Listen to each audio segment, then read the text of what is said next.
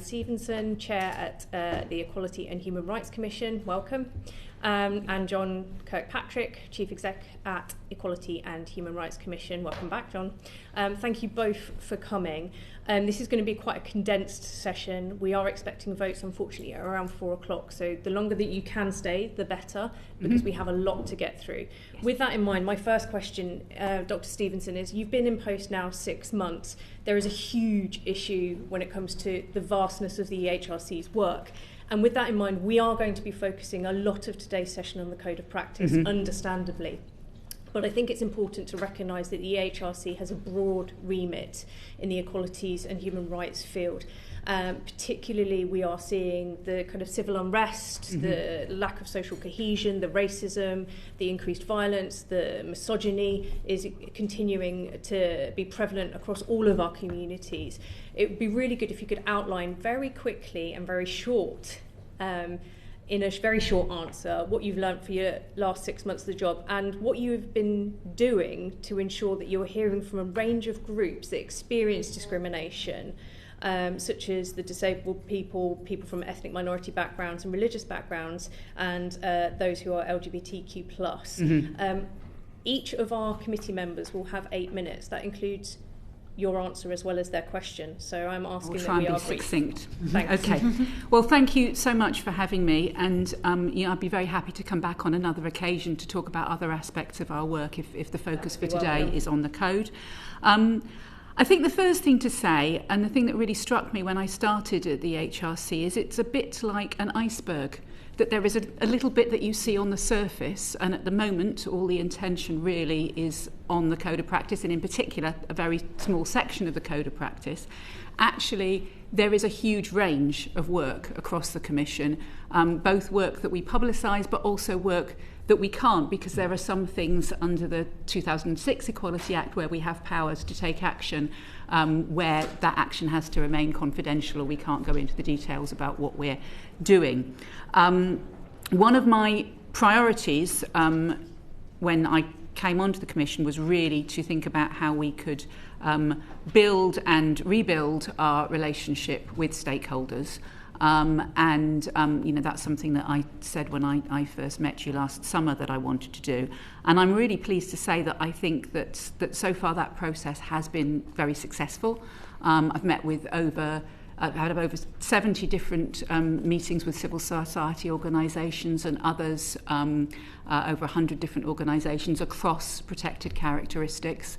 And we've also organised a stakeholder event, civil society stakeholder event with Equally Ours, which represents both equality and human rights organisations, which was very well attended and very well received.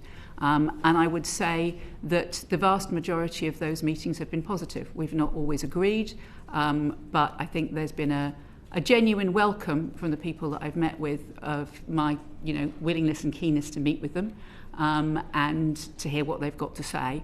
We've obviously had to be clear that across the range of the different issues we could work on, the things that people suggest that we work on, the list is always going to be longer than what we have the capacity to do. Thank you. Would you be able to provide the committee with a list of the organisations that you've met with in your role? Yes. Thank you. Given particularly the horrific incidents that we're seeing of Islamophobia and anti-Semitism, have you met with any Jewish members of the community and organisations, and have you met with any? Yes, both. Okay. I have, and that's something that I particularly prioritised.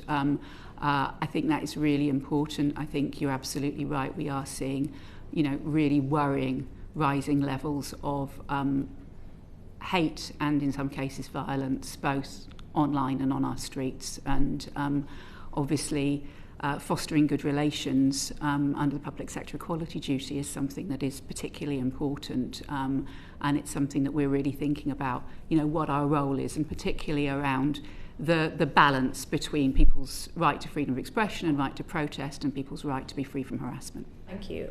We'll look forward to getting that list. I'm going to hand over to Peter Swallow now. We have lots of questions, as I'm sure you can imagine, about the code, but I did first want to really ask you about your broader role, the broader role of the EHRC, and just take you back to your pre-appointment hearing where my colleague on the JCHR, Afzal Khan, pushed you to ensure that the EHRC under your leadership was carrying out the important function it has as Britain's independent equality regulator and national human rights institution by carrying out thematic inquiries into human rights issues. You said that would be very important to do. So could you set out what progress you've made in establishing new thematic inquiries? Well, what we've been working on at the moment in human rights is particularly the issue around the balance of rights and, as I said, tensions between the rights of different groups, because, I mean, that was already part of the strategic plan when I started, and that's something that we think is particularly important because of the current situation we're in and kind of rising tensions between different groups, and that these questions are becoming increasingly pressing. Is that through a thematic inquiry? It's through, within our strategic plan, we have 3 pillars. One of the pillars is kind of ongoing, more of a deep dive work into areas that we think need sort of more sustained focus. So that's, we're looking at disabled people and older people's access to public transport. We're looking at discrimination and harassment in the uniformed services, and we're looking at this issue of balance of rights. One of the issues we have, which you'll be very well aware, is that our budget is constrained and has been, at a flat level, a real terms cut of 20% in the last few years. And although we're hoping and expecting an inflation increase in line with inflation this year, that does mean that we have to prioritise that work, and inquiries, those sorts of details inquiries are expensive. That doesn't mean we haven't done work in this area. So we will, we have done a great deal of work to engage with the government on its definition of anti-Muslim hostility, for example. We've done work meeting with Muslim organisations, and as I said to the chair, with for example, the Board of Deputies of British Jews, to work out what our role is in this space. I've got very limited time, so sure, of course, sorry. Push on, because I did ask specifically about thematic inquiries, which, as I said, was picking up on your pre-appointment hearing. You mentioned the work you're doing on the balance of rights. I assume that's referring in part to the rights of the LGBT plus community. The ILGA ranks the UK 22nd in Europe for LGBT plus rights, in part because it doesn't recognise the EHRC as an effective equality body. So what work are you doing specifically to look at the rights of LGBT plus people in this country and address concerns raised by international bodies like the ILGA? Well, I would question the description of us as not being an independent human rights body. We certainly are, and this is an area that we do work on. I mean, aside from the work on the code of practice, we've got work looking at, as I said, the discrimination and harassment in the uniformed services. That's mainly around sex and race, but we'll also cover, for example, homophobic harassment. There are individual cases that we have supported. There's work that we've done meeting with organisations representing both LGBT and trans-specific groups. And as you can imagine, in the current circumstances, most of the conversation has been around the code of practice, but we've also been discussing the harmful conversion practices bill that the government intends to take forward. That is something that we support, assuming that it, with the protections for genuine counselling and other support. So that is something where we're talking to people about that last night actually. Those are other areas of work, but John might want to add to that. Can I add just one other thing very briefly? The only one other thing, very briefly, in two contexts. One of the issues, I can't remember what the basis of the ILGA rankings is, but one of the issues that we have focused on before and highlighted is the availability of appropriate healthcare for LGBTQ people, both in the context of some of the PSCD compliance work we did with integrated care boards last year, but also in the context of reporting on compliance with international treaties. In both of those instances, we've highlighted those deficiencies. That's part of the NHRI role of holding government to account for the state of affairs that we find. Do you think that I recognise why so much of the conversation around your work at the moment is focused on the code? Of course, I've been involved in making sure that conversation is ongoing. But do you hope going forward that you will be able to fulfil much more of your function as the Commissioner for Equalities and Human Rights, and much less of a regulatory role? I think those. While you can see those roles as distinct, I do think they overlap. I don't think that they're entirely separate. And yes, I think, as I said last year, I think it is important to recognise that we are a regulator, but we are also a champion. And that part of our role is to make the case for equality and human rights, both more broadly and for particular groups with different protected characteristics. And that's certainly something we would intend to kind of take forward and do more work on. And we have, as I said, had some positive meetings with LGBT organisations about how we can work together. Thank you very much, Vika. Rebecca. Thank you. It's great to see you here. Thank you so much for all your hard work on the Code of Practice. I think it's really helpful for everyone to have a better understanding of what the law means. I just wanted to start with a question on the practical implications of the government not withdrawing the existing incorrect guidance and taking so long to lay the new code before Parliament. What are the implications of that for both the EHRC and people in this country? Well, as you know, we did request that the government withdrew the 2011 guidance, which, as you say, is out of date in a number of areas, not just since the Supreme Court judgment, but around disability, for example. I think the important thing to recognise about the Code of Practice, both this one and the 2011 one, is it doesn't make the law. It can be relied on by, courts can refer to it and use it. But if subsequent law means that the code is outdated, then it's the subsequent law that takes precedence. So in terms of kind of the deliberations of the courts, they will be looking at the case law in whatever area. But, we're very hopeful that now we have this code laid before Parliament that it will be possible to have the new code and remove the old one. There is a wider question about the issue about how codes of practice work and the fact that it does take a very long time to update them, and they can't be updated as you go, which means that if there is a case that means something in the code has now been superseded by case law, you can't just simply change and update that. And that's something that we're looking at in terms of how best to provide guidance and advice. Did you ever ask the government to withdraw the existing code that we know is incorrect? Yes, we did. And okay, thank you. They have not yet done so. Thank you. Thank you. Alex Brewer. Thank you.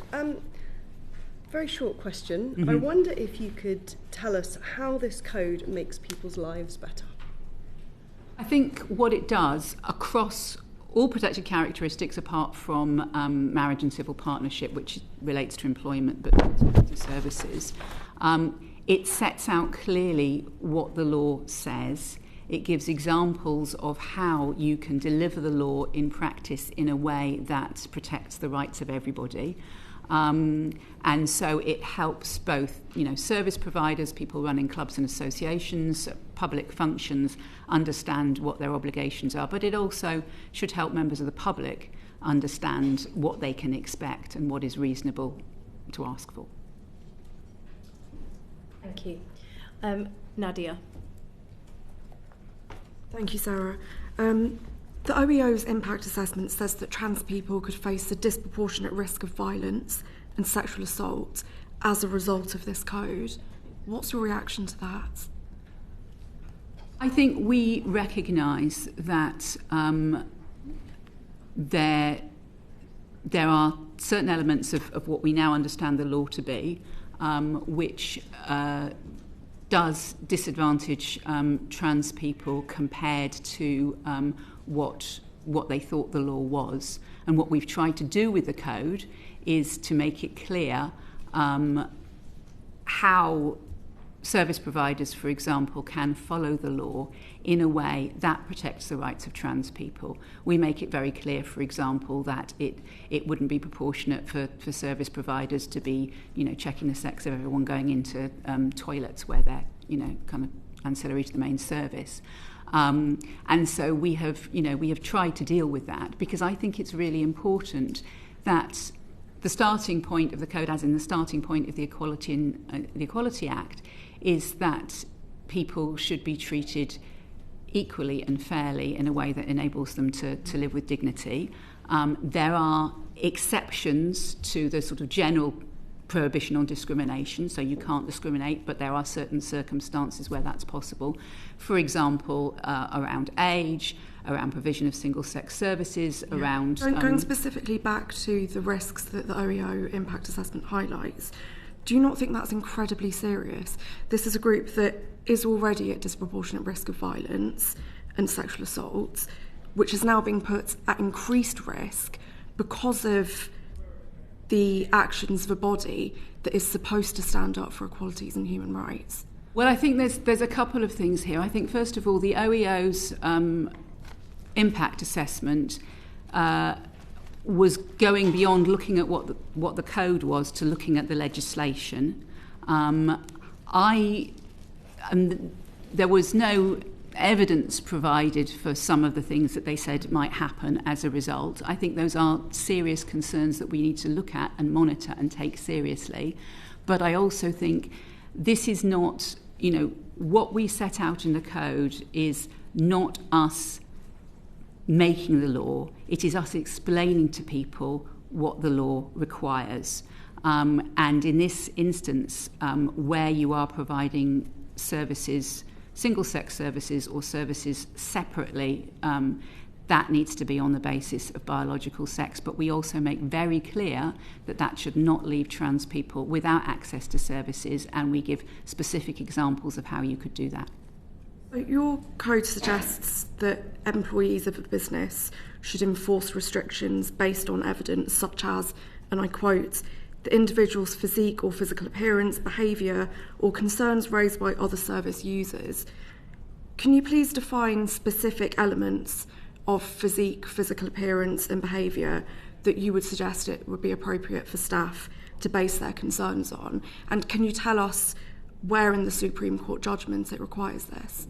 I think that what's required here is to take a common sense approach, right? So we are talking about, what the law requires and what our code says is not that people should be judged on how well they perform masculinity or femininity, that the actual requirement is whether or not somebody is male or female. And in most instances, we expect that when rules are set, people will follow those rules. There may be some occasions, and as we make clear in the code, the response of service providers has to be proportionate. So, for example, it wouldn't be proportionate to have somebody checking who goes into toilets. But if you are, for example, running a women's refuge, then it is legitimate to be able to make decisions about who can and cannot come into that refuge if it is a single-sex service. And that already happens on a case-by-case basis, though, and has done for many decades. Specifically, I think the thing about a case-by-case basis... Let me finish, please. Okay. Specifically on the elements of physique, physical appearance, what is it specifically? Is it height, build, hairy legs, face shape? I think the problem that we get into in this area is people put themselves into a position where they either say you can always tell or you can never tell. And I think actually we're in a situation where we know there is no legal documentation that you can ask for to prove somebody's sex. However, A common sense approach would understand that, for example, very many women will have had an experience of being in a pub or club toilet where a man has walked in drunk and they've said, mate, I think you're in the wrong room. That has been based on physical appearance. And we make those sorts of decisions all the time. We make those sorts of judgments all the time. But what we are clear about is this is not about how somebody dresses, whether somebody has short hair, how well somebody performs femininity or not. This is exactly about somebody's sex and whether or not they can access services. And as I say, most people we would expect to follow the rules. Dr. Stevenson, that example that you gave about a nightclub toilet, a man walking into a women's toilet absolutely drunk, what is there to stop that man now saying that I'm a trans man? And how can they prove or disprove to the other users of that toilet that they are or are not a trans man? Well, I mean,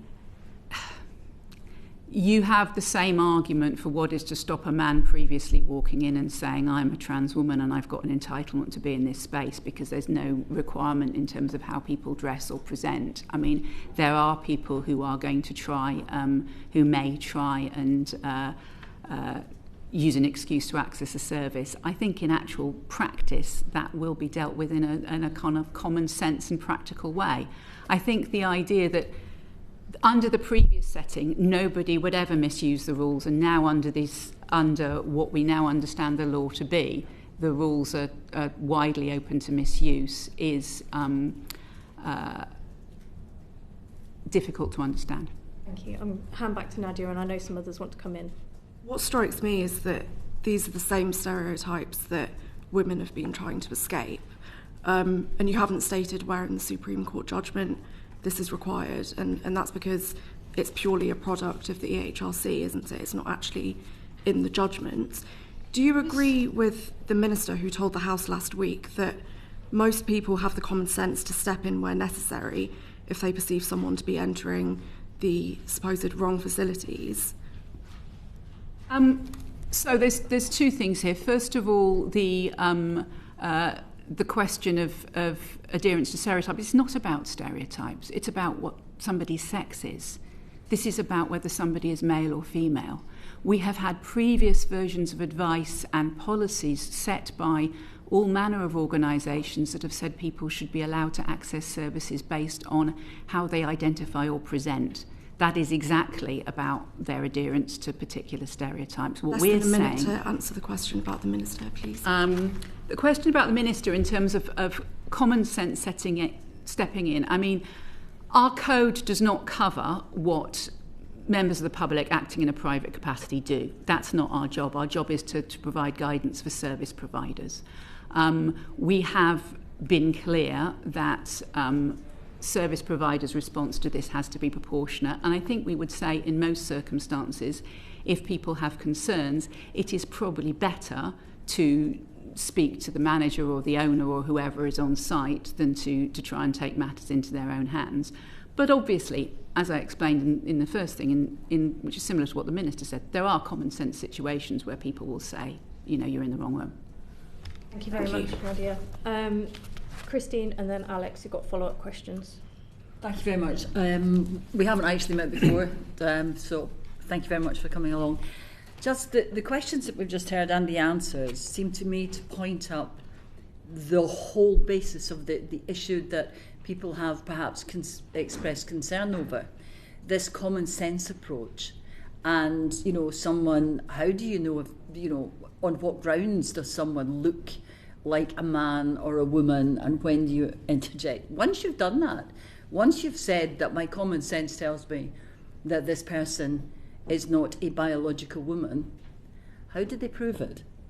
How did they then say, yes, I am a biological woman and I can use that facility if, as you say, there is no certificate, there is no paperwork that they can produce, when actually surely that was the whole point of the Gender Recognition Act and gender recognition certificates, so that we had a way of saying this person is entitled to use that facility. Well, how do we do it now? I think. I mean, there's a few issues here. So first of all, I mean, one of the things that the Supreme Court pointed out was that making access to a service dependent on whether or not you had a certificate, which was confidential, was not a satisfactory way of resolving things. We do have an issue that we don't have any documentation that reliably proves sex. Nevertheless, we still manage to operate all sorts of single-sex services very effectively because the vast majority of people follow the rules.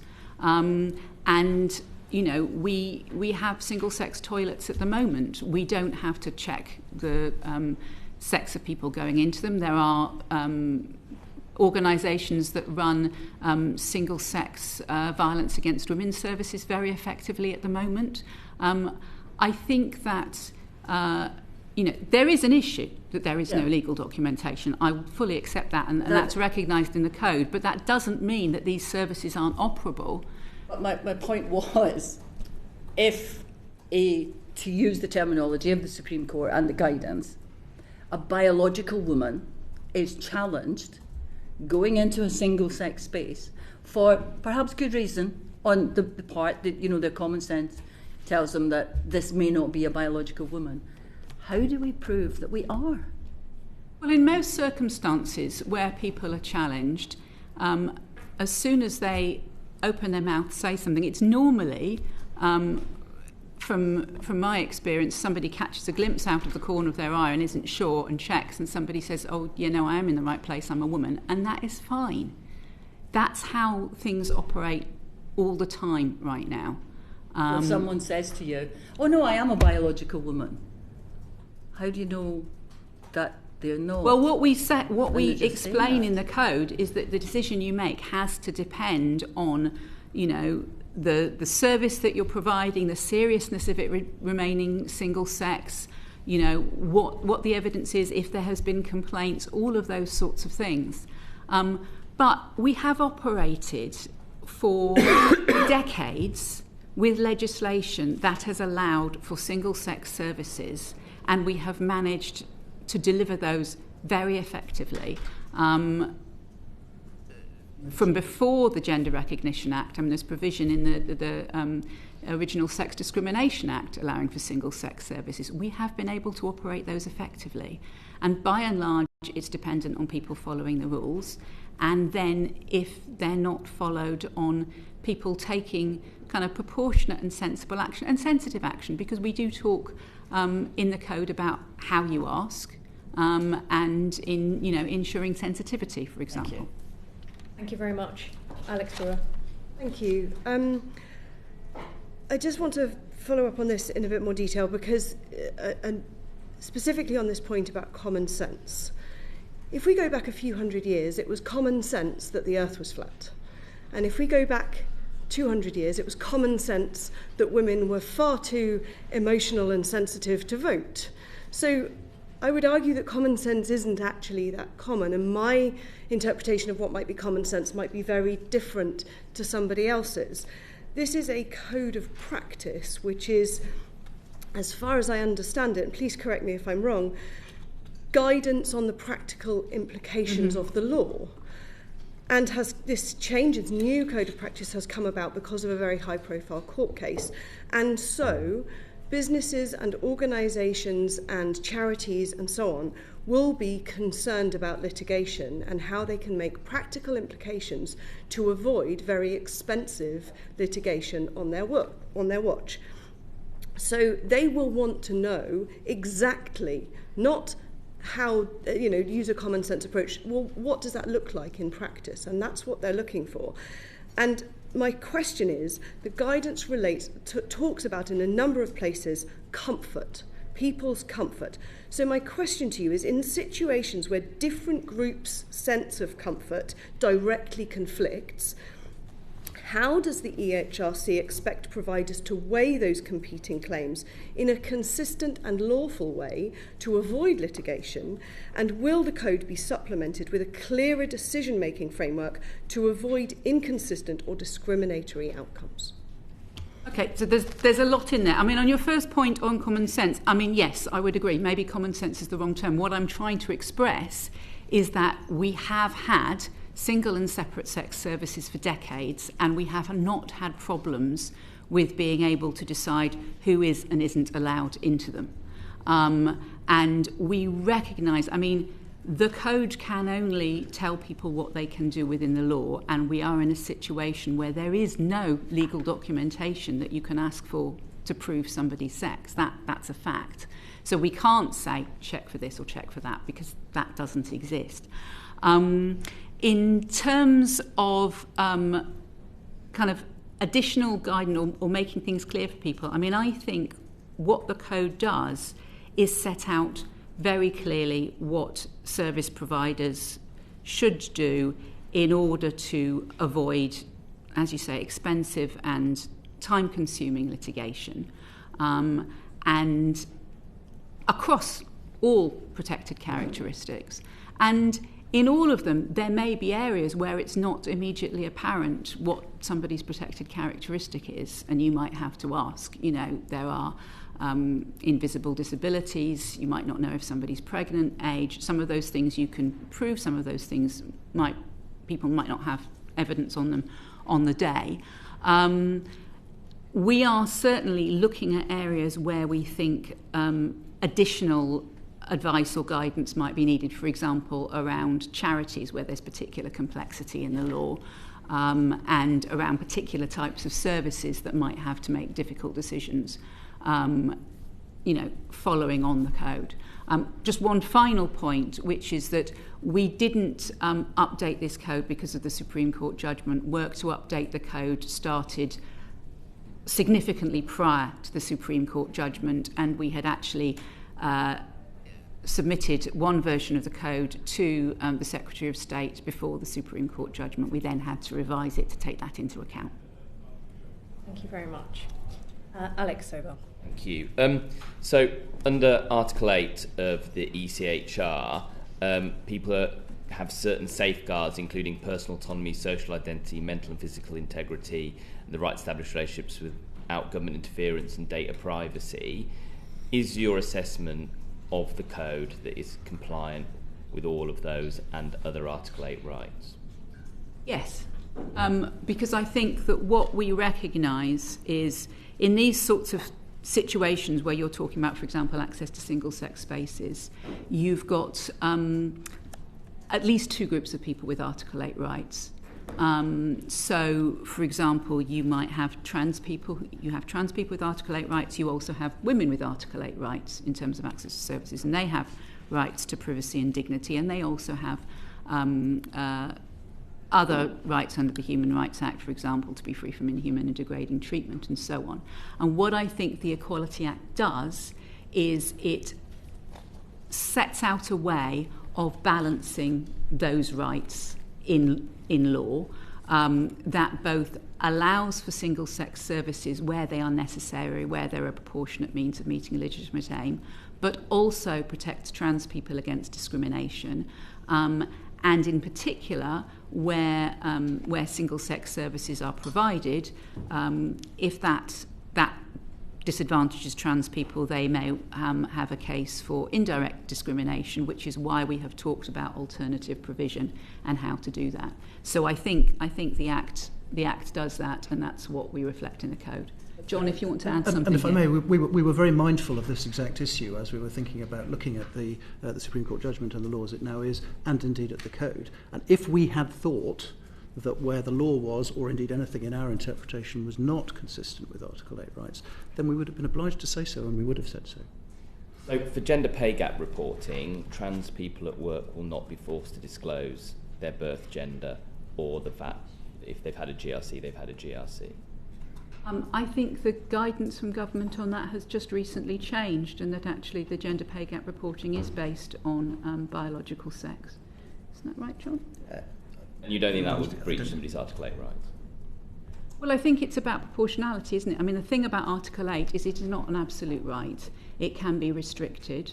And where there is a legitimate aim, for example, for the state to, or for businesses to be able to collect data to collect pay gap data, then I think the margin of appreciation around what Article 8 means in practice, I think, would allow for that. Obviously, this is slightly contested. So, yeah. Are you committed to have an ongoing monitoring of human rights implications of the code as our human rights body? I mean, we have an ongoing view across all areas of legislation around, where there may be human rights violations, and that's certainly something we'd be aware of. And clearly, there is going to be a need to kind of monitor and evaluate the impact of the Equality Act as it is now understood, recognising that there are situations where trans people will no longer be able to access services that they previously thought they had a right to access, whether or not that right existed. The fact that they thought they did is significant, but also recognising the significant issues for women in terms of being able to access single-sex services, and the fact that Article 8 arguments have been used in some of the cases that we've seen recently from women about where they've been denied access to single-sex spaces.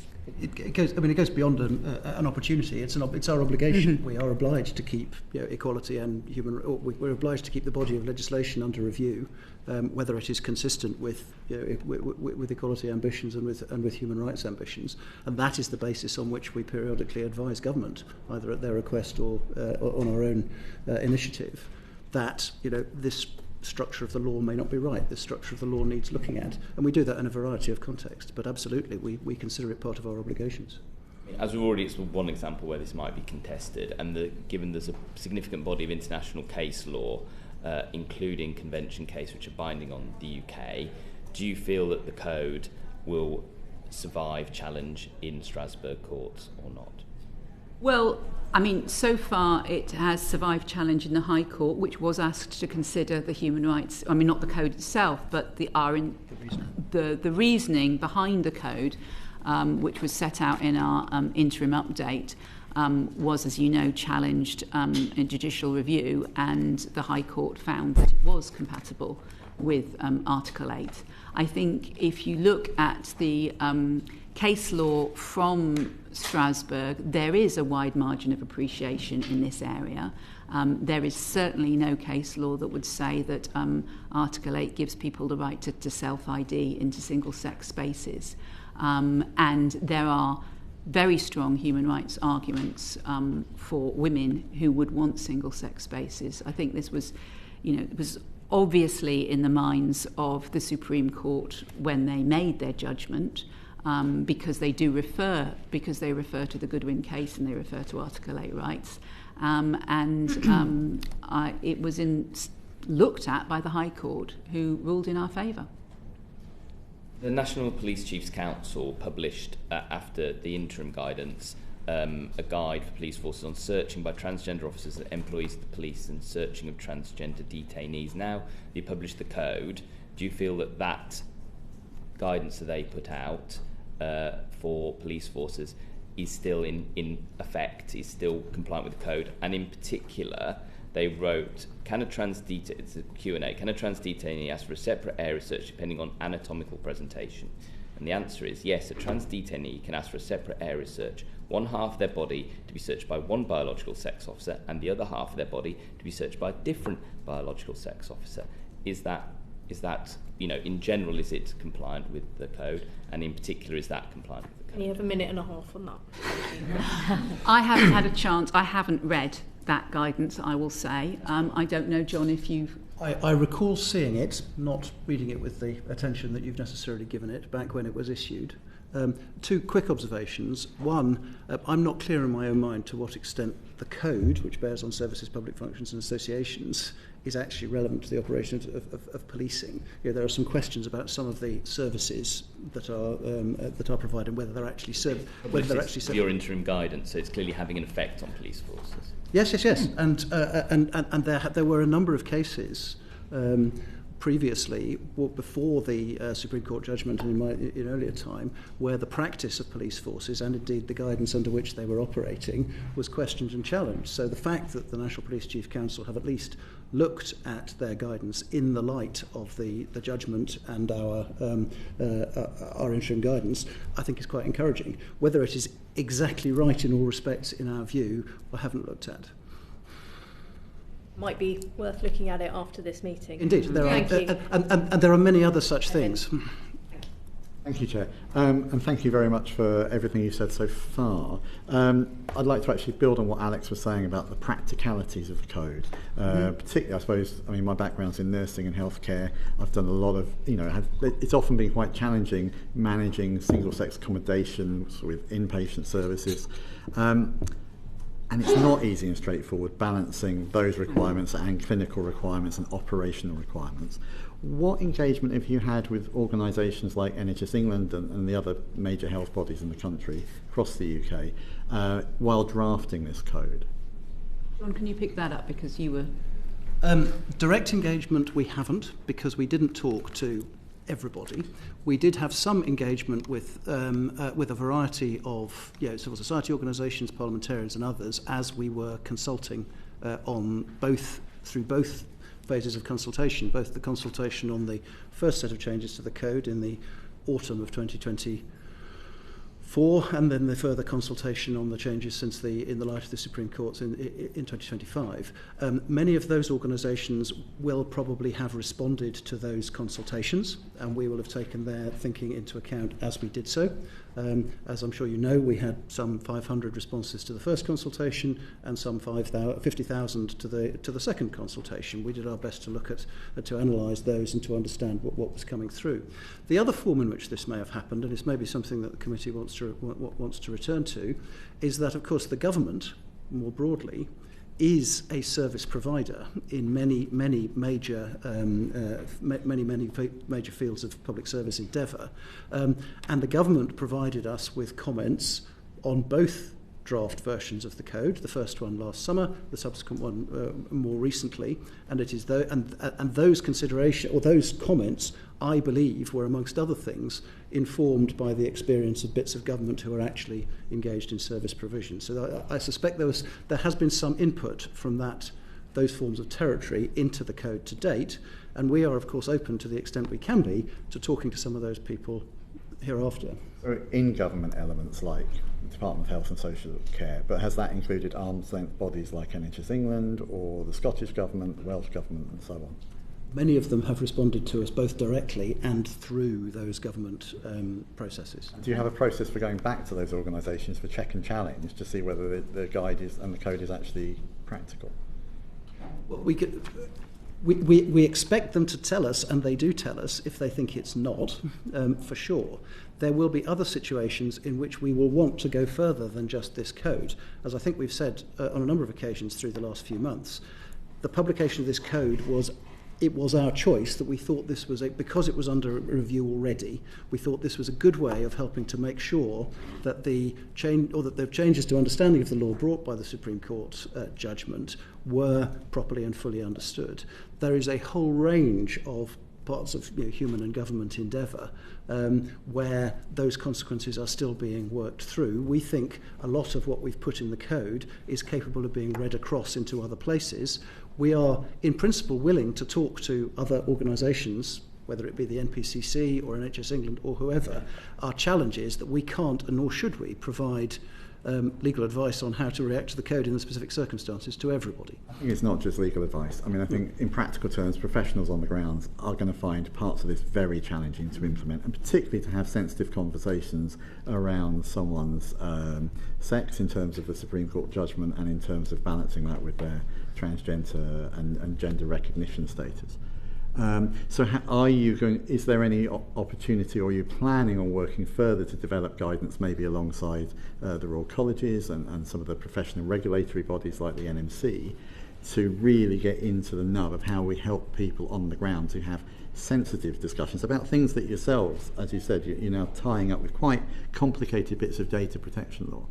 I think we have a long and growing list of areas where either organisations have come to us or we have recognised that further and more detailed sector-specific advice or guidance might be needed.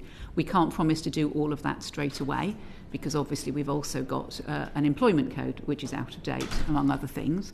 But we are certainly, hearing from different bodies and organisations that actually, because even with a code this length, you can't go into the sort of detail for any particular sector that you might like to. It is a kind of broad overview of what the law requires. And so you're absolutely right, there is a need for more sector-specific guidance. With all that feedback you've had so far, what would worry you if you were trying to implement this in practice, trying to put yourself in the heads of a nurse on a ward, trying to accommodate patients? What would worry you about the challenges, from what you've heard back from these sectors already?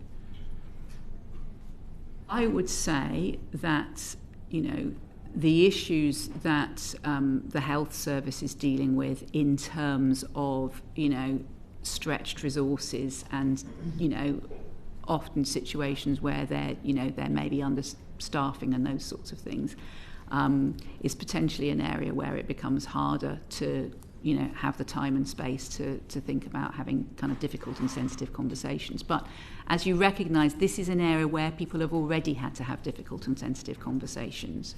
And it's an area where there's already been issues about balancing the general demand or expectation from the public that there should be single-sex wards with what happens in practice in a busy hospital. So a situation I can picture, things that I've experienced in the past, where you've got one patient who gets very angry because maybe there's a trans person or someone who's gender non-conforming in an adjacent bed and they're having a row, but you can't share the direct clinical information or any other information. How do you advise clinical and nursing colleagues to handle those situations? And what ground do they stand on? Are they standing on solid ground? Because to be honest, it doesn't feel like we are in the state of this code. Can I offer two thoughts on that? The first is, as you rightly identified yourself, these are not new conversations. The nature of some of these difficult decisions has always been there.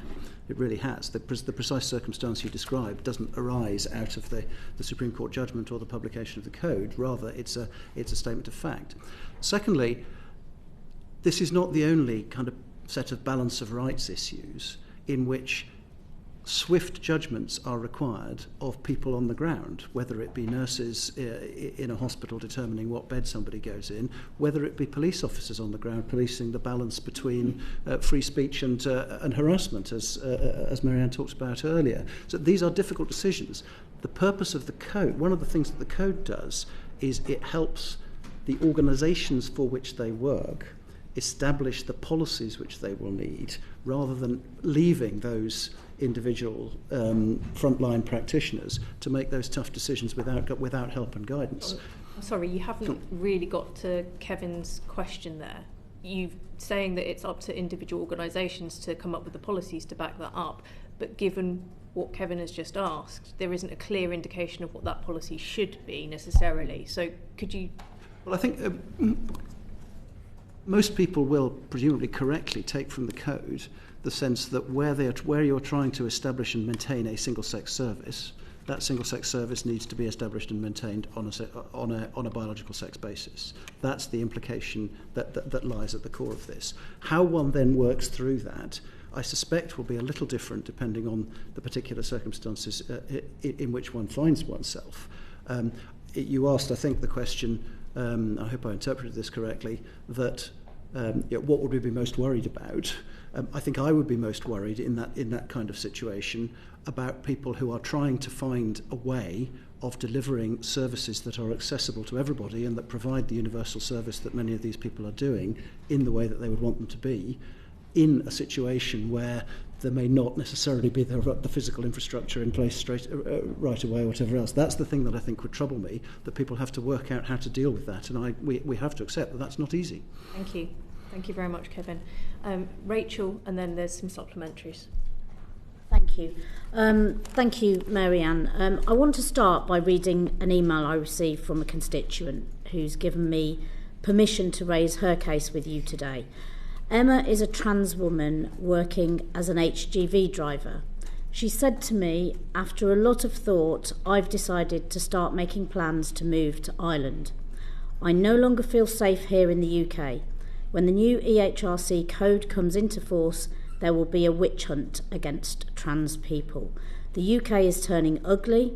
I swore on oath to the British government that I would spend the rest of my life living full-time as a woman. It's a shame the British government didn't keep their promise. It's really shameful what's happening. What do you have to say to Emma and trans people like her who no longer feel safe to live their life in their country? Well, I mean, I've spoken to very many people who've raised similar points to Emma, and I do understand and appreciate that, particularly for those people who have got the gender recognition certificate, that it must be a shock that the interpretation of the law that many had is not what the Supreme Court decided the law was. And this is not about avoidance of blame, but it's about clarity. It is important to be clear that all the code does is set out what the law requires. We are not making the law, so the law exists regardless of what happens to our code of practice. But what I would say is that it is very important that Emma and people like her do have access to the services that they need. I think we talked about her case when we met a few days ago, and that, for example, there is sufficient provision of gender-neutral facilities or other facilities for HGV drivers and others. I do think that I'm not aware of any gender-neutral shower facilities at motorway service stations or truck stops, because they don't tend to have facilities that have traditionally been used by disabled people. So would you, in Emma's case, given that only 2% of HGV drivers are women, would you suggest it was proportionate for the operator of a service station to step in if Emma were to use the female facilities there? Is that proportionate? Well, it depends on... what we would say is we are not expecting service providers to be standing guard over facilities. We are expecting them to respond if there are complaints or if there is an ongoing problem. Okay. What we're trying to do in the code is to be clear what the law requires, with the understanding that if you are providing a single-sex service, that has to be on the basis of biological sex, and that also the law requires that trans people are not discriminated against, and that in very many cases the best way to ensure this is to provide alternative services, and that's what we're setting out. So you can't say whether it is proportionate, so I'll move on. Well, no, I will move on. Okay. Thank you. The organisation Gallup supports LGBT plus abuse survivors access emergency accommodation, but they say that out of 170 referrals this year, they haven't been able to place a single trans woman into secure accommodation, which seems to be an impact of the Supreme Court judgment. That means those trans women either remain with their abusers or they are homeless. The Code of Practice suggests trans people require their own services if they cannot access single-sex services like abuse shelters. But as this appalling example shows, such services simply do not exist. How will the EHRC address that obvious gap between the words of the code and the reality of the situation facing vulnerable trans people? I think there's two. I've met with Gallup and we have discussed some of the issues in this area. I think there is a wider problem, which is that large numbers of referrals to women's refuges have to be turned away every day because we have a chronic problem of underfunding in the sector. And so this is, clearly these referrals are specifically trans women, and that's a major problem for them, but it is not exclusive to trans women. There is a major problem with people being turned away from refuge provision because there isn't enough space, often because it's not possible to move people on to other services. Very many refuge providers have a combination of both single-sex communal provision and some self-contained provision, which historically was for women with older teenage sons and is now often used to house trans women. And there are also specialist providers, and I think it is important that there is increased funding for this sector as a whole, because it is people being turned away is a major problem across the board. Thank you. And as you've made clear in a recent interview, the EHRC isn't just a regulator, it's also an advocate or champion for equality and human rights. You've said that the Code of Practice simply reflects the law as established by the Supreme Court judgment, and that those who are unhappy with the law should change the law. Are you advocating for changing the law, and if not, why not? I think that the law provides a good balance between the rights of different groups. I think the starting point of the Equality Act is where we would all want to be, which is that nobody should be discriminated against. And then it allows for specific provision in specific circumstances. And I think that's important.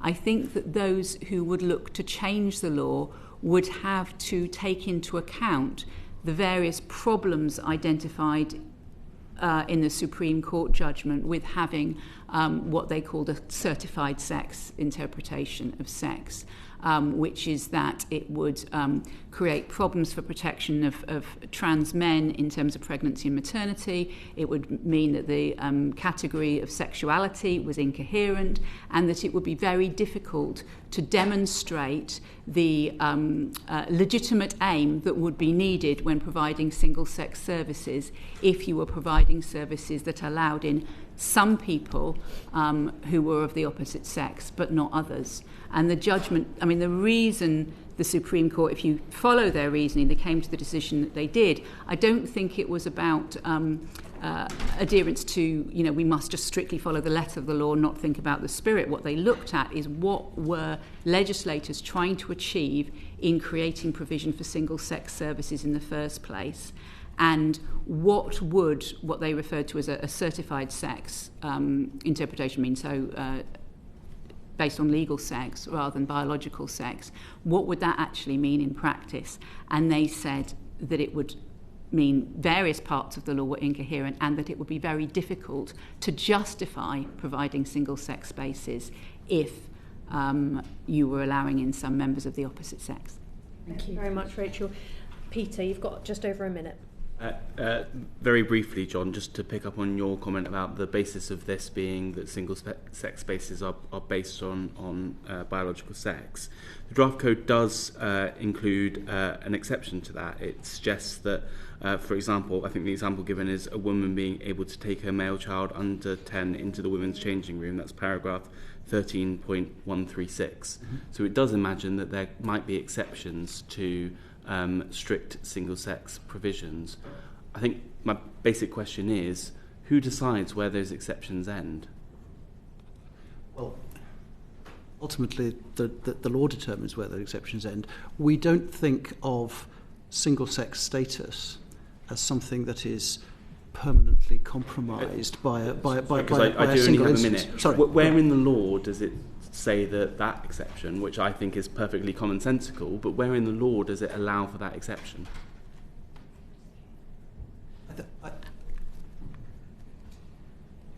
I think we think that that exception is capable of being defended and justified in law, and it's capable of being defended and justified in the right circumstances, and those circumstances might be where, for example, that admission actually might help to pursue the aims that the single-sex service is being set up for. So being allowed to bring a young child into a women's changing room in a swimming pool makes it more possible for women to use that to use that swimming pool, which is the ambition in the first place.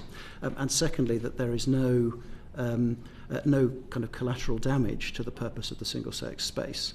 That the presence of a small boy in that situation is not in any way, it does not compromise safety, privacy, dignity in the way that, for example, an adult might. That's the way in which that case might, I think, be justified in law. I sometimes feel a bit uncomfortable when girls are brought into the men's bathroom. Peter. Sorry, apologies. Thank you very much. Kim. Thank you, Chair, and thank you both for coming in this afternoon. I think you've had a really difficult job to do, and you've got my sympathy and understanding for that. But I am concerned about what this looks like in the real world. And I think one of your opening comments, Dr. Stevenson, was that we now got a very clear position about what the law says, but the manifestation of that feels far from clear. So you've said that we probably need more sector-specific advice for charities, for the NHS. You've said that these are not new conversations, and I just worry that this is all very messy.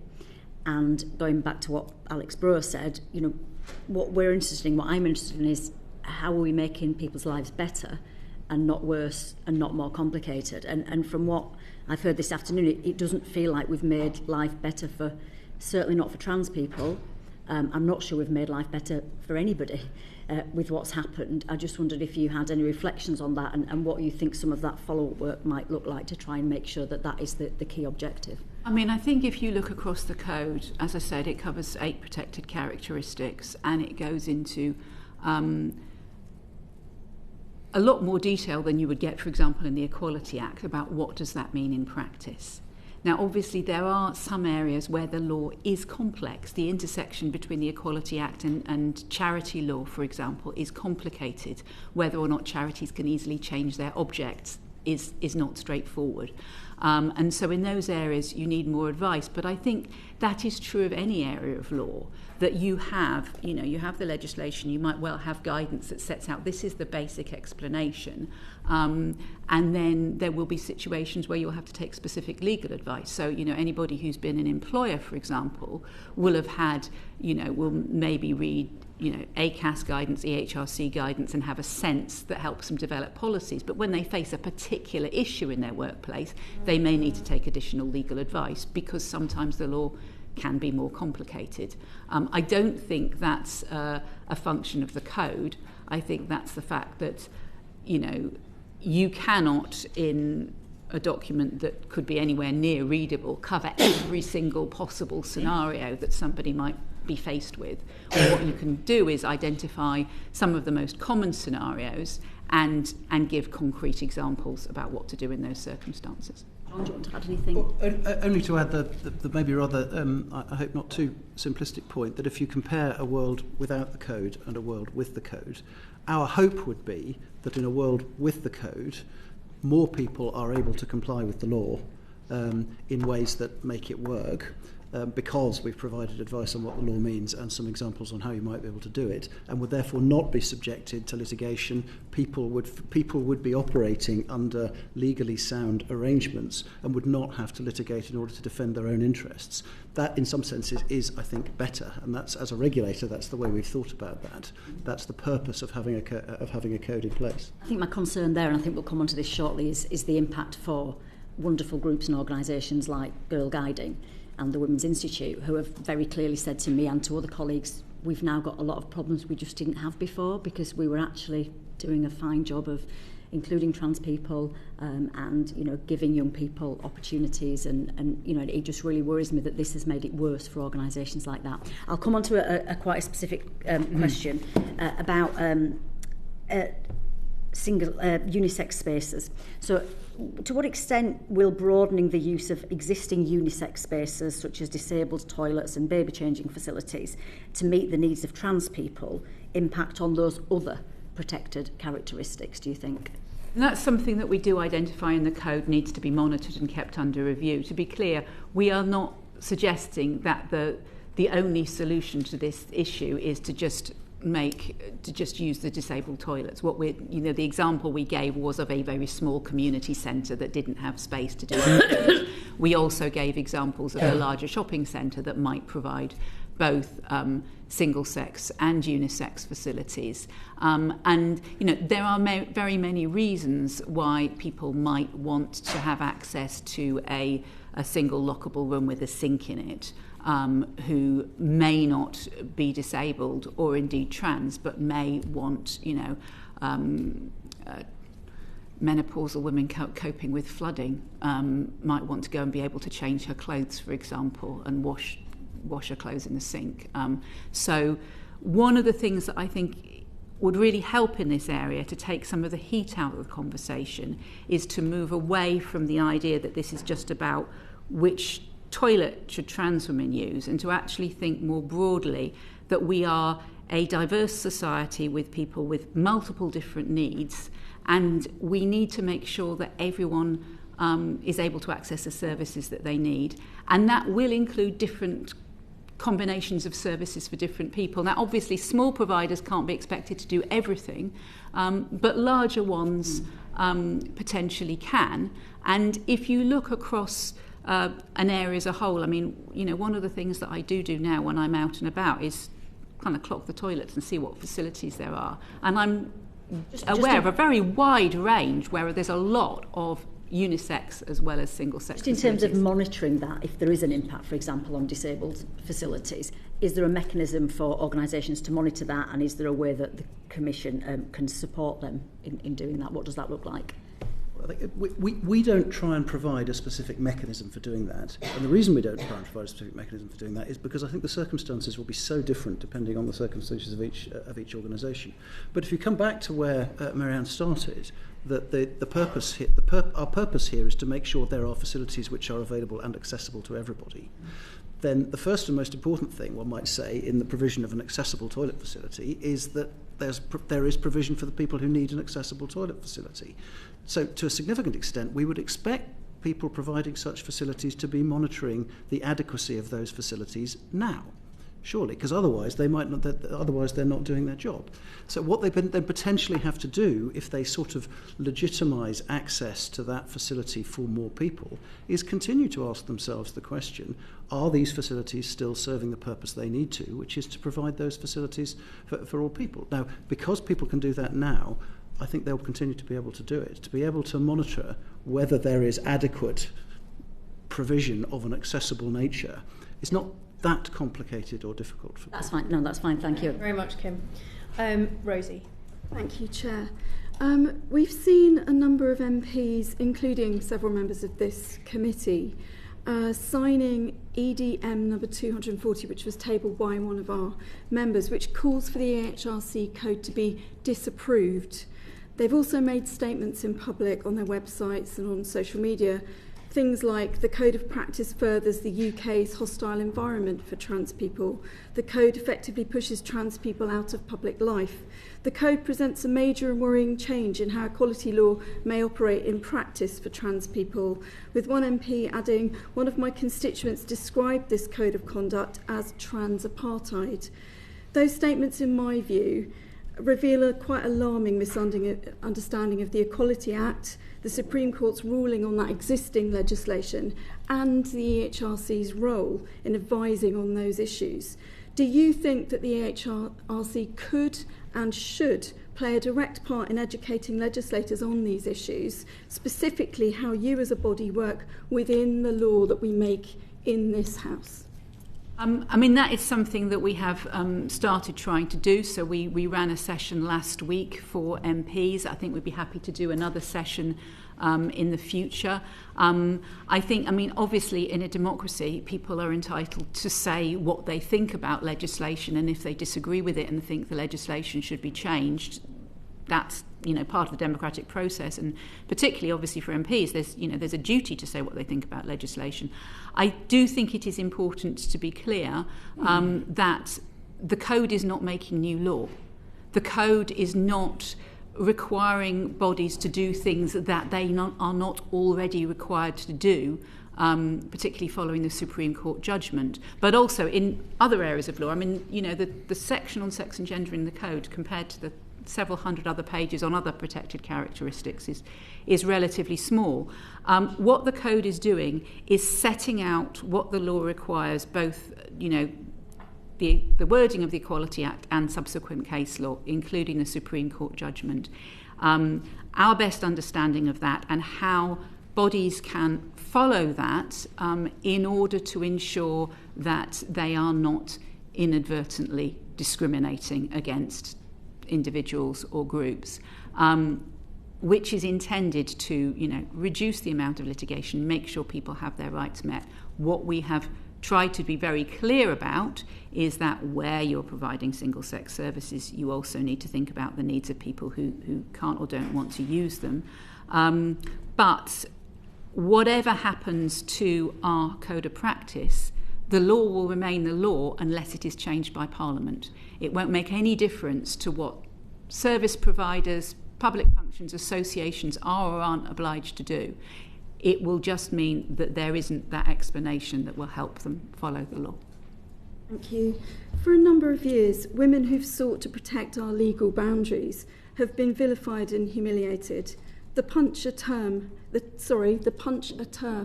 rhetoric has been frightening and very threatening to many women, many of whom are frequently in contact with me. What advice do you have for women as a body that protects minorities and protected characteristics who are using single-sex services or who may need to? What should service providers be doing to support women better? I think it is very important that women are able to access single-sex services when they need them, particularly in situations where they are recovering from the trauma of male violence or are in a vulnerable situation because they are undressed or sleeping, for example. And one of the things that we say in the code is that failure to provide single-sex services may amount to indirect sex discrimination against women.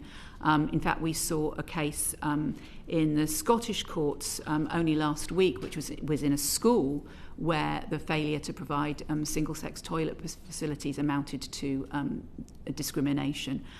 So there is case law in this area, which I think service providers need to be aware of.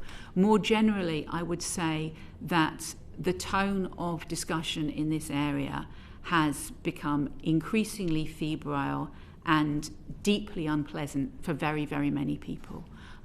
It has been unpleasant for trans people. It has also been very unpleasant for very many numbers of women who were trying to argue what the Supreme Court has now said is the law. And I think it is beholden on all of us in this area who care. I would hope everyone would care about the rights both of women and trans people, to try and take down the heat in our rhetoric and to try and focus on practical solutions to there are genuine tensions here between the rights claims of different groups and what different groups want. And those are not straightforward and easy to resolve sometimes. I think the law gives us a framework for helping do that. But I also think, one of the best ways to resolve these sorts of conflicts is through dialogue that recognises the needs of different groups. And I think that one of the reasons why discussion has become so unpleasant in this area is because for such a long time that dialogue was prevented from happening. And I think we could have been in a better place now if we had been able to have that dialogue 10 years ago. Thank you. I've got about 1 minute. Finally, your predecessor told us that she and her staff were very intimidated one day, particularly when they were holed up in their building, your building, and people outside staged what they called a piss-in, peeing outside in bottles. Do you and your staff feel safe now? We haven't experienced anything like that. We have had to move from our premises near Vauxhall to other premises because of an attack on the building, vandalism by a group that had also vandalised conferences and Wes Streeting's office. I hope that where we are now, we are in a safe position, but it is something that I'm very conscious of, particularly in terms of the safety of the staff. Rebecca, you've got 6 minutes. Is that okay? Thank you. I think one of the things that's really important for us to remember, particularly when we're looking at these tensions, as you so eloquently explained, is that over 50% of the population is women and girls. So what action does the EHRC intend to take to address any breaches of the Equality Act robustly, particularly in hospitals, schools and prisons, where safety, privacy and dignity are particularly important for women and girls?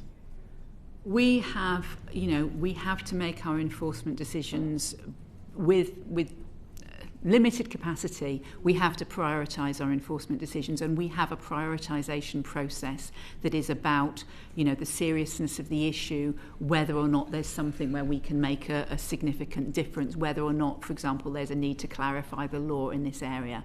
And as with all areas of the law where people bring, issues of breach to our attention, we will review them and consider them in line with that. I can't make commitments on specific things, on specific areas, because, as John will tell you, we have very, very many more referrals. We have very many more, but it might help if I just tease out a little bit briefly what the options available to us are. We can bring cases on our own account. We don't do that very often on the basis of things that are brought to our attention. We can intervene in court cases brought by other people. We have done that, including in circumstances exactly as you described. We generally tend to do that where we think we can be influential, helping a court to understand where that sets important precedent, where we can move the world, and so on. Let's work with a real example. So prisons. So we know it looks like there is up to 10 biological males in women's prisons, and 6 of those are in a prison in my constituency, HMP Downview, and quite a significant proportion of them are likely to be sex offenders. That's what the statistics tell us. So can you advise me what you would now do with respect to that? I mean, this is clearly a breach of the Equality Act. Let me know if you disagree. The example I would offer actually relates to prison provision in Scotland, where we intervened in a case being brought against the Scottish ministers in a way designed to help clarify what the law actually meant in that situation. An intervention in a case? So I'm telling you now we have 10 biological males, yes, some of which are sex offenders, in women's prisons. What are you going to do about it? I think in that instance, what we would be more likely to do, you've brought it to our attention now, to the extent that whether we already know in the organisation, I don't know, but you brought it to our attention now. What we would do is look at how we might best go about doing something about that. I suspect, in the first instance, particularly where we are dealing with public agencies, what we often tend to do first is to work directly with them to try and establish what actually is going on and what, if anything, they are doing to come into compliance with the law. Mr. Sobel cited the NPCC guidance, for example. The NPCC is one organisation, just as Mr. McKenna talked about parts of the NHS, the prison service is another. All of these are looking at how to think about making sure that they come into compliance with the law. And we would want to ensure and understand that they were doing exactly that. You might want to, it's a good thing to raise with the Justice Secretary. I mean, it's on the record. We know this is happening. Answers have been provided. It's in black and white. So maybe I can follow up with you afterwards as to what action you will take with respect to that. Thank you. Thanks, Rebecca. I did speak to all of the committee beforehand to say to not refer to live cases. I'm going to repeat that to our panel now as well. Okay, thank you. Alex, you have a very short amount of time left. Thank you. I just want to come back to the specifics of the guidance, because it feels like there is a bit of a contradiction where you've said in an answer to some of the committee's questions that we as a society have been successfully navigating this for a decade, and more, but also there is a change in the form of the Supreme Court guidance, and therefore organisations are rightly worried about how they navigate this going forward. And it seems that some of these tensions that are real, now we're operating in a different framework.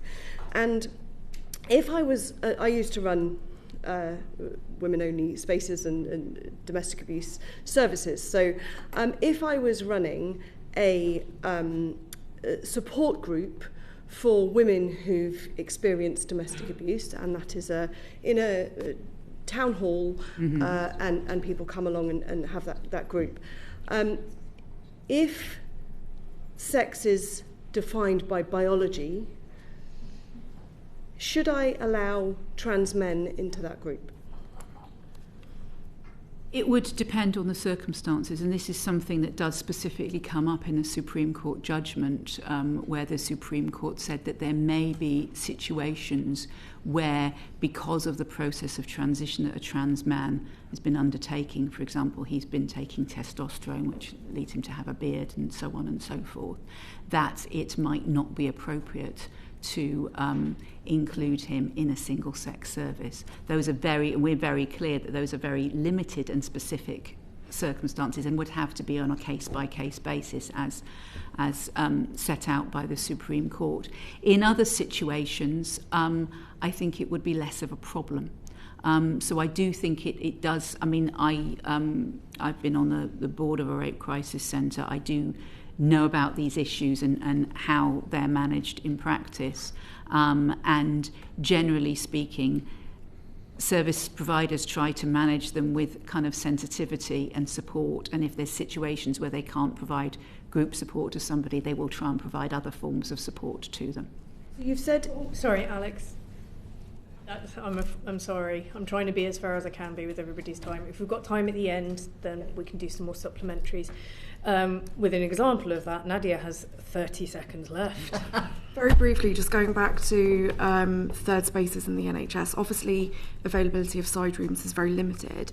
Would a trans person whose care is delayed while finding an available third space side room for them be able then to claim for gender reassignment discrimination? I think it would depend on the circumstances. I mean, what you're generally talking about, if it's a situation where you've got a rule that applies to everyone, that you would be expected to use a single-sex space and then you can't, you're providing another space, that might be indirect discrimination. That's very fact-specific. And so it's hard to give a concrete answer. It would depend on the circumstances of the case. But that is a potential issue, and that is one of the reasons why service providers need to think about making sure they provide services to everybody. Thank you. Thank you. Just to follow up on that question, I wanted to give another real-life example, and I spoke about it during the Pride debate. Terena, she's 83 and has lived decades now as a woman. She discharged herself from hospital so that she could have a conversation with me because she felt so strongly about the questions that I'd raised, many of which I won't have a chance to raise with you, so I will follow them up in writing.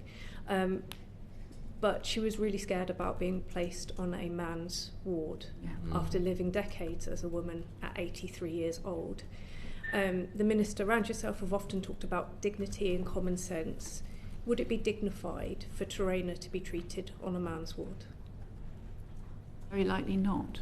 I mean, this is a sort of example where we're saying that there needs to be alternative provision, that, it is clear that there are situations where requiring a trans person to use a service of their biological sex would not be appropriate. And so that is why we are saying there needs to be alternative provision. I can keep coming back to, we need to make sure that we have services for all people. I do understand that that's a really distressing situation to be in. And does that mean that trans people, when people are intersex and non-binary, will there need to be an obligation for a third space for them? And where does that protect their human rights to privacy if it is a third space? Well, people with differences of sexual development are still male or female. And generally speaking would be treated in a space according to their sex. I mean, they may also be trans, but... you mean that intersex people as well? Well, I was using differences of sexual development rather than intersex because that's a term that very many people prefer. Some people use the term intersex. It's, language in this area is contested. But I think that there are many reasons why somebody might be on a private ward, for example, just as there are many reasons why somebody might use unisex toilets or other unisex provision. I don't think that is automatically outing somebody. It's not like we're suggesting that there should be a male space and a female space and a trans space. We're talking about male and female spaces and then a unisex space, which very many people might use for different reasons. Thank you. I'm going to hand over to Christine now to move on to single-sex associations, because I think that's really important that we cover that as well. Thank you. One of the changes that you've made to the code is in relation to discrimination exemptions for associations that admit members based on multiple protected characteristics. How will that work? Can you explain that, please? So, in the previous version of the code that went to ministers in September, we were taking a sort of on the face of it reading of the Equality Act, which says that you can have an association for people who share one or more protected characteristics, for example, women and Muslim women. But obviously, that is based on the definition of sex in the Equality Act, which is biological sex. Now, clearly, that led to a situation where associations couldn't organise in the way that they wanted, and we recognise that that's a problem. I mean, people have Article 11 rights to freedom of association. So the previous version had a suggestion, which was that two associations could be legally distinct but basically do activities together. It was suggested that we could look at the 1978 Interpretation Act, which says that a singular can include the plural, and therefore allow for associations which would allow for associations which had people who either shared one or more protected characteristics or who shared one or other of different characteristics. One of the reasons I asked that is, and for further clarity, could the implication of the draft code that women's associations who have changed their membership policy since the Supreme Court judgment may now be able to revert to trans-inclusive memberships because those are two protected characteristics? So it depends on what their membership criteria is. If the membership criteria is to be a woman, then that would have to be based on biological sex. You can change your membership criteria to say we are now an association for example, women and trans people, and you could do that. There is a difference for charities because the exemption, charities have to abide by their objects.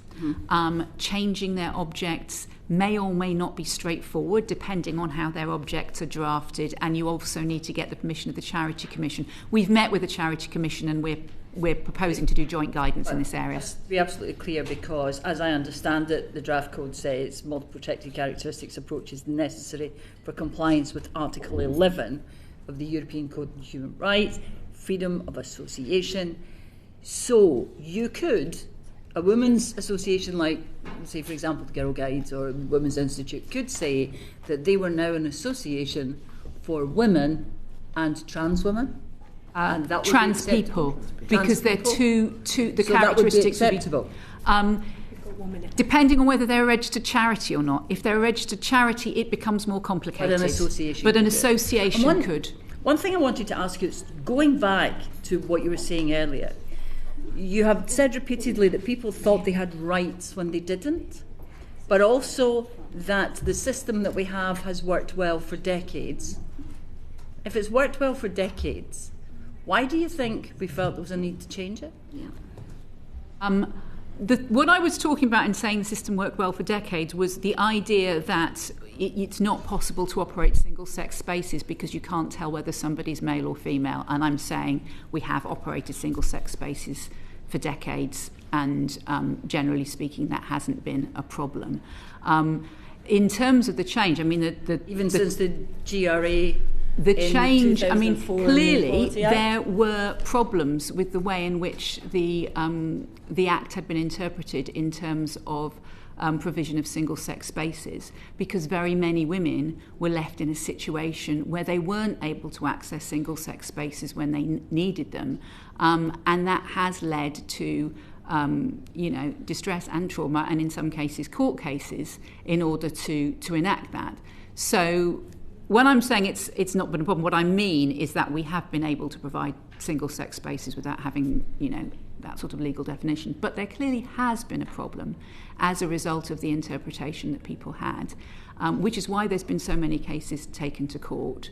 And I think we're now in a situation where the Supreme Court has given clarity. Thank you, Christine.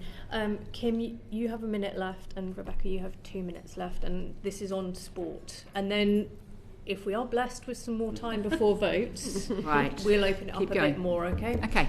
Kim. Yeah, thank you, Chair. Yeah, my background is in sport and health and fitness, so it's something I feel very strongly about. I just wonder what you believe the implications are of the code on sport, and whether that's at a competitive level or at a recreational level, and what you will be doing to work with organisations who deliver sport and recreational activities. So I think when it comes to sport, there are some areas where the law is not entirely clear, particularly around kind of recreational sport and what is permitted. But we believe that it would, for example, it would not generally be permissible to have separate sport, for women and men, which then included trans women in that group, because sport is, what's defined in the Act as a gender-affected, it's a gender-affected activity. And we're already seeing quite a lot of changes in this area at the more competitive level. So, World Athletics and others have come up with their own guidance, and how different sporting facilities, organisations interpret this will depend on what the sport is, whether it's national or international, and what else is going on. I mean, one of the things that we talk about in our guidance when it comes to positive action provisions, for example, is examples of how you could use positive action to increase women's participation in sport, and what would be proportionate and what might not be. So I think if you have an interest in sport, it's important to look across the code as a whole and not just this particular section. Thanks. We may come back to it again, and members may wish to come back to other areas that were explored earlier on, but I think it would be good if we could make sure that everybody has their allotted time. So 2 minutes for you, Rebecca. Thank you. So women and girls have lost medals and podium places, earnings, and some of them may even have been injured due to sporting bodies not complying with the Equality Act and allowing males to compete against them. What will the EHRC do to support women and girls who want to hold sporting bodies to account for these historic injustices? And what will the EHRC do to hold them to account going forwards? I think the answer to that is probably very similar to the answer that John gave earlier, in terms of how we are, there are multiple bodies in this area who have policies that are likely to be in breach of the law. The first step is to come up with a code. There will be further steps that may be looking at, talking to organisations or umbrella organisations or representative bodies, providing more detailed guidance and so on. And if there are particularly difficult or pressing problems, again, we are an organisation with limited capacity. There is always more things that we should take action on than we are able to do. So we are going to have to prioritise what we do. But we're aware of this, as we are with prisons, for example. And I think we would probably prioritise now and looking forward, making sure that the arrangements that are put in place by sporting governing bodies are compliant with the law and protect fair competition, because the law says that they can do so in various ways without discriminating. I think going back to kind of historic injustices, we would, as Marianne says, look at that in the context of our prioritisation criteria. But I think we would start with making sure that going forward the arrangements that are in place are the right ones. That seems to us more likely to head off future problems. No, absolutely, and it's probably worth considering where taxpayer money is going as well, and making sure that it's going to sporting bodies that understand taking the law seriously. Mm-hmm. Thank you, Rebecca. Before I get on to some of the supplementaries that people have indicated, I've just got a question here around special category data. Mm-hmm. Sex is not listed as a special category data in UK GDPR, and the Information Commissioner's Office has said that someone's gender identity is not automatically special category data. Why has the EHRC said sex should be treated as a special category data in seemingly all circumstances? And what's your response to arguments that this categorisation and the guidance within this section goes beyond the EHRC's remit and makes enforcement of the law more difficult? So we're not saying it should be treated as special category data in all circumstances. What we are saying is, what we're very clear about is that it is legitimate to collect data on sex for the purposes of equality monitoring or service planning, and for public bodies under the public sector equality duty, they will need to collect data on sex in order to meet their obligations there. And it is also legitimate to ask about sex in circumstances to ensure a single-sex service where that is proportionate. In those very specific circumstances where there is a question about somebody's sex, and asking for that information may reveal special category data, for example, about somebody's health, because one of the things that the Information Commissioner's Office does say that transgender status can often reveal information about health, which is special category data. We are saying in those specific circumstances it should be treated in that way, which is not about not collecting it, it is about ensuring that about how it's stored, about who has access to that data and so on. We do understand that there has been some misunderstandings around this, and we are going to be producing a kind of explanatory note to make it clear that when we were talking about special category data, it was in a very, very specific set of circumstances.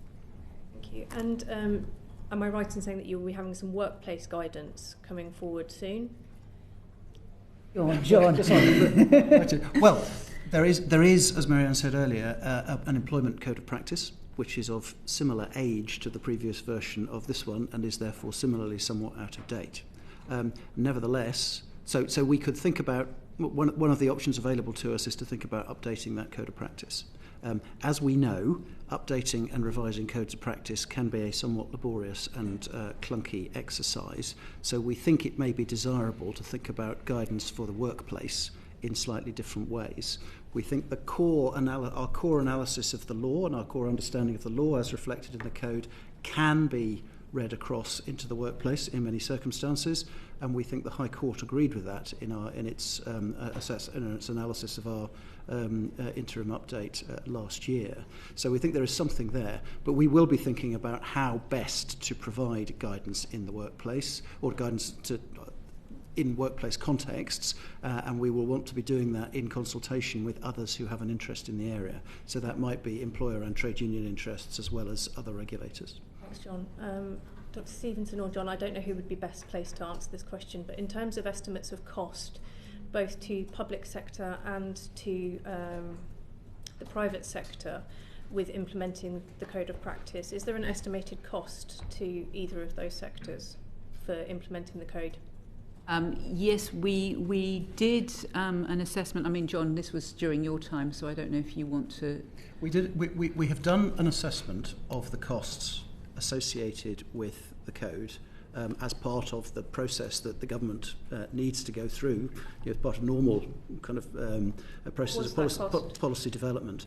We provided, the impact assessment is published, we provided a range estimate. It's quite a wide range because there isn't very much data in these areas. It goes from a small single-digit figure to about 160 million at the very extreme upper end. That's right across the economy, everybody who might be affected. We haven't tried to break it down by public sector, private sector and so on and so forth. The data simply wouldn't permit it. The upper end estimate might sound quite high, but it is an upper end estimate. That would be if everybody is currently not complying with the law has to make quite substantial physical adjustments to buildings and so forth in order to come into compliance. So we don't actually think that's a likely estimate of what the nature of the costs would be. We think the right way to present that is there is a range of cost. But we have to accept that while people who are already complying with the law, additional cost associated with the code will be zero.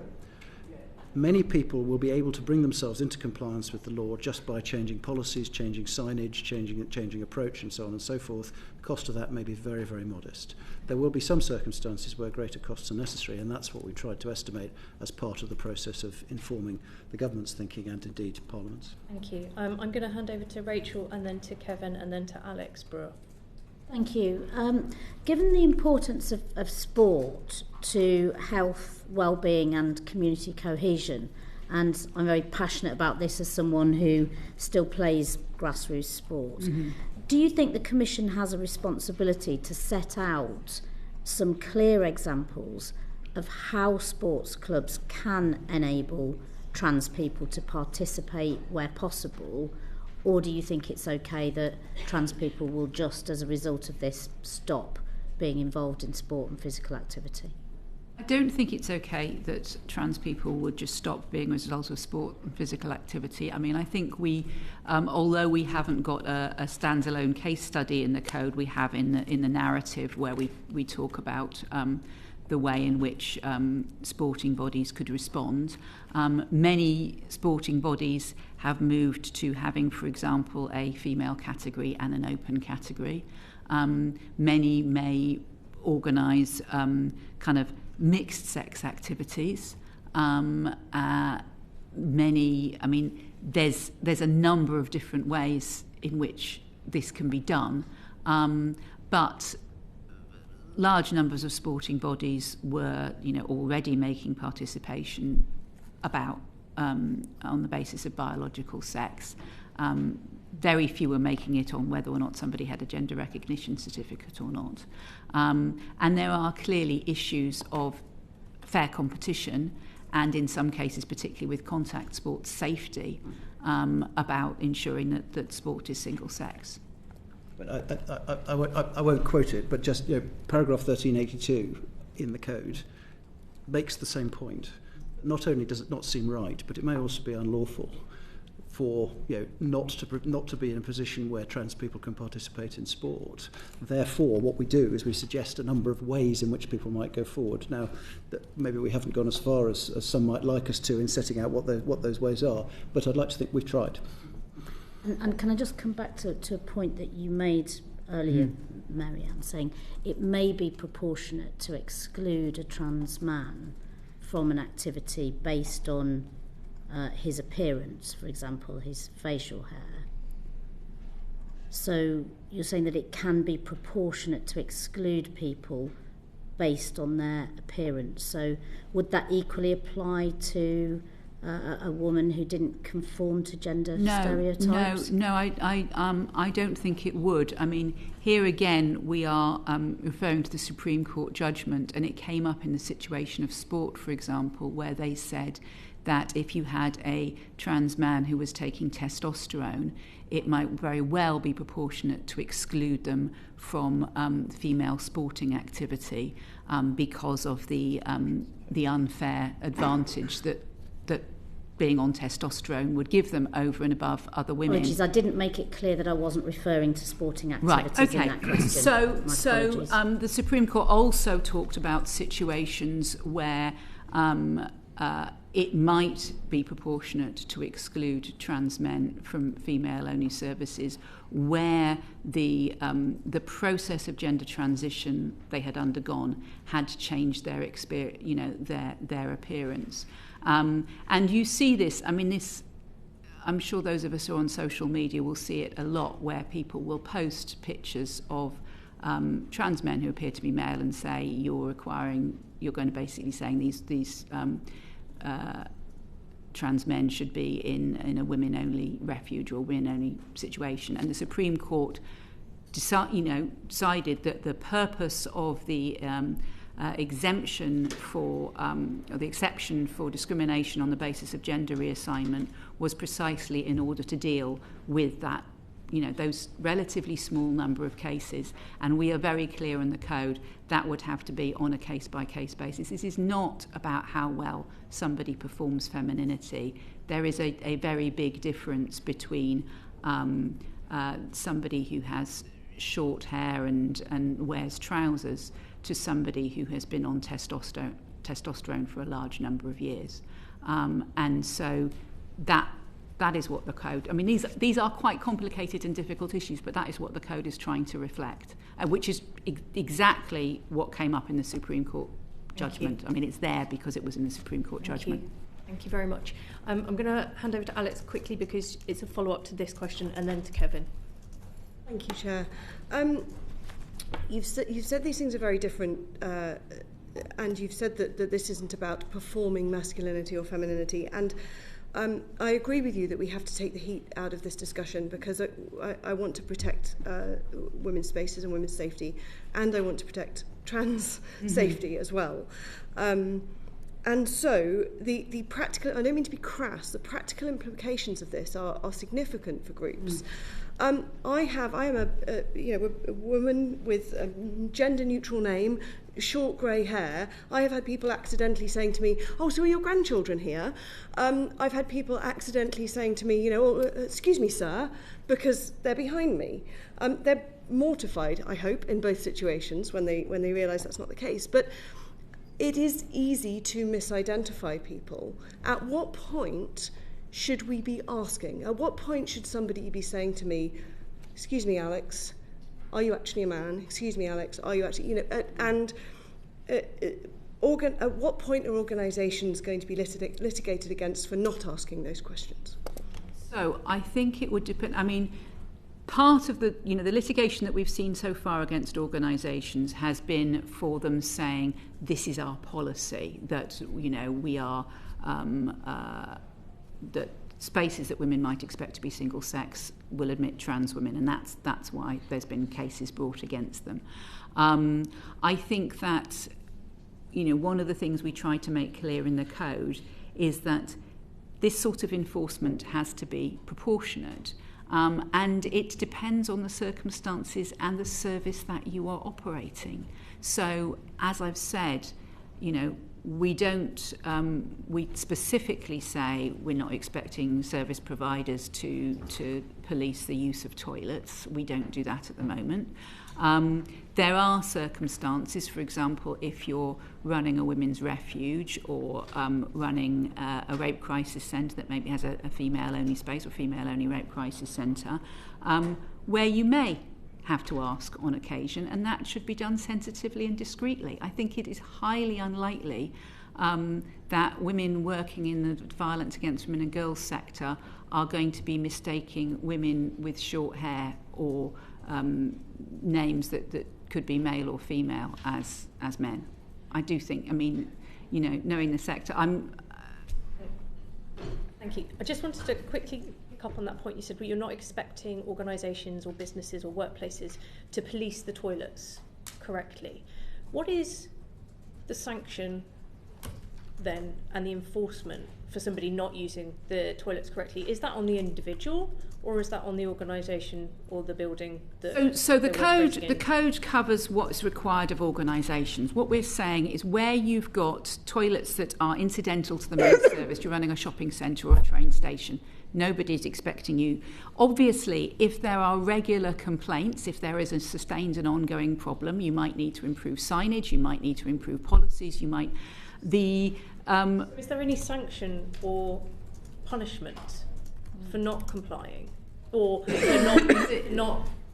them not doing it? Because at the moment it seems like the onus is all very much on the individual, and I wonder where they stand legally on that. The law bears on the service provider. It is the but then service you've just provider. said that it's not their responsibility to police it. So it's not proportionate. I mean, it wouldn't generally be proportionate. There may be occasions when, for example, a gym changing room where there might be complaints and a service provider might need to take action or might need to speak to somebody.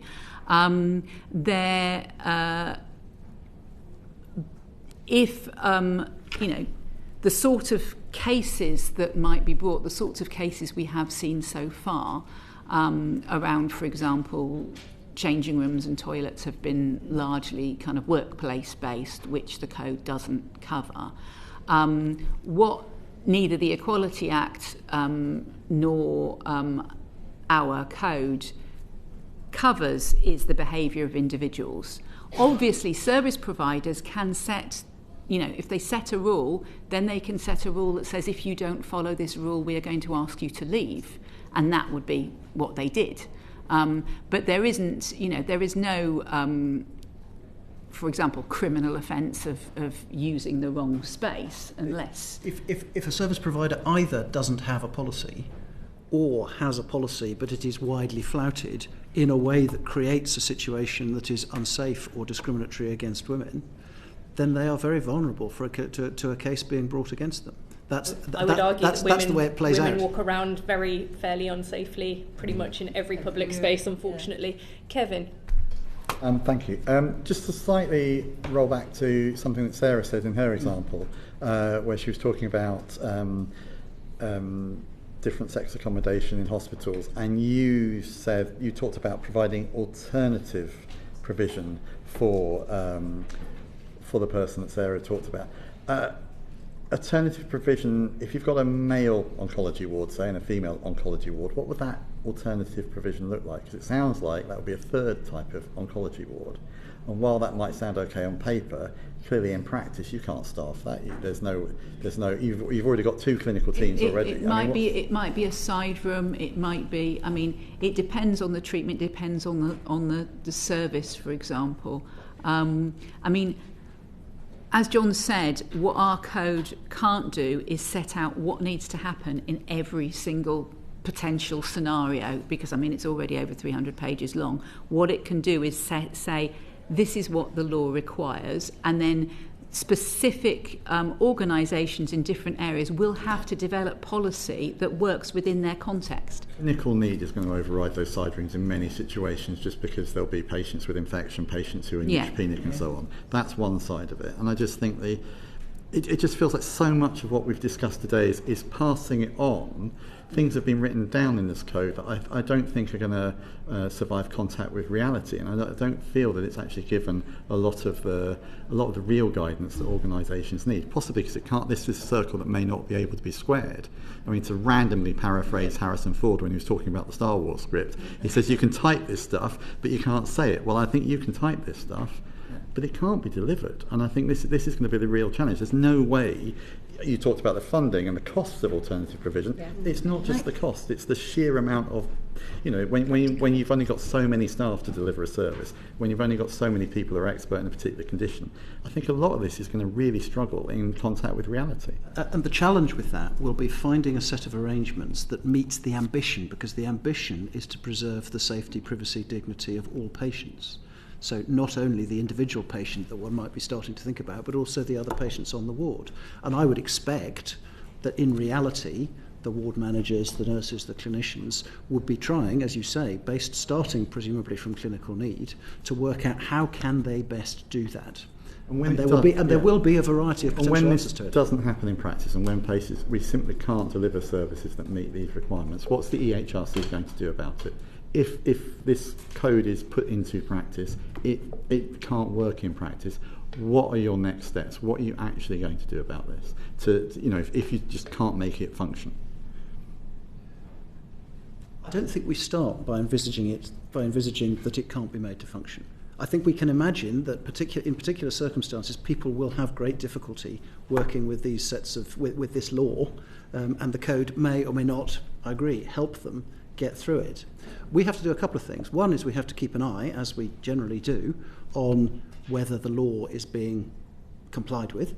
And the law is more likely to be being complied with if people are making good faith efforts, as I said earlier, to provide services in a way that preserves the safety, privacy, dignity, and indeed the clinical need of all patients. That's where we would start. If we, as the EHRC, found ourselves being repeatedly presented with situations where the law is actually being broken, and clearly being broken, then we have to think about what the extent to which we might be the ones who ought to be bringing bringing enforcement action, and or we ought to be talking to those responsible, whether it be NHS England or whoever else, about the failure of the provision of services. We do, after all, bring to government's attention across a number of things in terms of our monitoring human rights obligations context, where we don't think services available, for example, for rape victims and so on and so forth, are frankly adequate. That is something that we can and should do as well.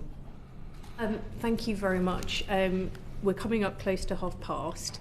The Minister is on their feet, and they have been for 22 minutes. Mm-hmm. They're going long on the steel industry. Yeah. But I'd like to thank you both. You've been generous with your time, and we're grateful for that. There are a number of questions that I know members had, that we had, that actually this time hasn't afforded. I have some about methodology, about the public consultation, techie things as well, and I know others would have had them too. Are you happy to receive those in writing? Absolutely. Yes, absolutely. And we are happy to come back. Thank you. I'm really glad that you are happy to come back, because like we said, we've been very focused on one particular area, but it is an important area.